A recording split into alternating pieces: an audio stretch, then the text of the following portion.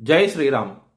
2022 నుంచి 2024 జూలై వరకు మొత్తం 11 ప్రెడిక్షన్స్ అనేవి ప్రూవెన్ అయ్యాయి.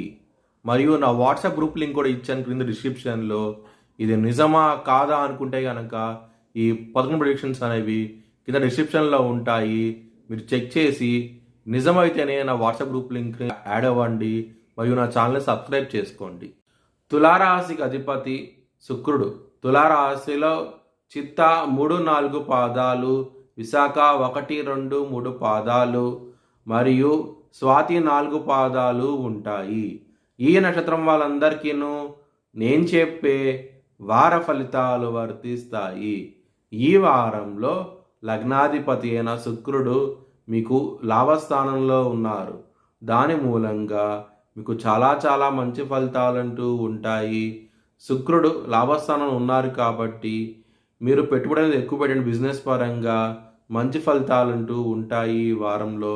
ఎందుకంటే బుధుడు కూడా శుక్రుడితో కలిసి ఉన్నారు కాబట్టి మీకు మంచి ఫలితాలంటూ ఉంటాయి.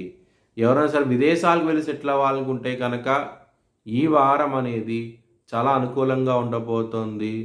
చాలా ఆనందంగా ఉంటారు. వీసా ఇంట్రెస్ట్ కూడా క్లియర్ చేసే అవకాశం కూడా ఎక్కువగా ఉన్నది ఈ వారంలో.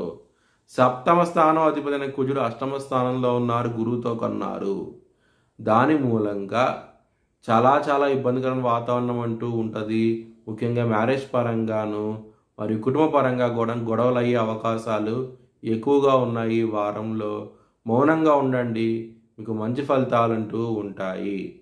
పంచమ స్థానంలో శని ఉన్నారు. శని పంచమ స్థానంలో ఉన్నప్పుడు లవర్స్కి మాత్రం ఇబ్బందికరమైన వాతావరణం అంటూ ఉంటుంది. బ్రేకప్ అయ్యే అవకాశాలు కూడా ఎక్కువగా ఉన్నాయి. జాగ్రత్తగా ఉండండి. రుణరోగ చతురస్థానంలో రాహు ఉన్నారు. రాహు ఉత్తరాభాద్ర నక్షత్రం మీద ఉన్నారు, అంటే శని నక్షత్రం మీద ఉన్నారు. శనికి రాహుకి అంత ఫ్రెండ్షిప్ అంటూ ఉండదు. ఇబ్బంది పడే అవకాశం ఎక్కువగా ఉన్నది. ముఖ్యంగా లోన్స్ పరంగా మాత్రం కొంచెం జాగ్రత్త అంటూ ఎక్కువ తీసుకోండి ఈ వారంలో. ముఖ్యంగా డాక్యుమెంటేషన్ విషయంలో ఇబ్బంది పడే అవకాశం ఎక్కువగా ఉన్నది. మీ భవిష్యత్ వివరాల కోసమై హెచ్ఎల్ఎన్ జ్యోతిష్యాలయాన్ని సంప్రదించండి. 2024 భారత్ ప్రైమ్ మినిస్టర్గా నరేంద్ర మోడీ రీఎలక్ట్ అవుతాడని చెప్పి నేను మార్చ్ 2022లో చెప్పడం జరిగింది. అది ఈ నెల ప్రూవ్ అయ్యింది. Thanks for watching this video. Please like, share and subscribe my channel.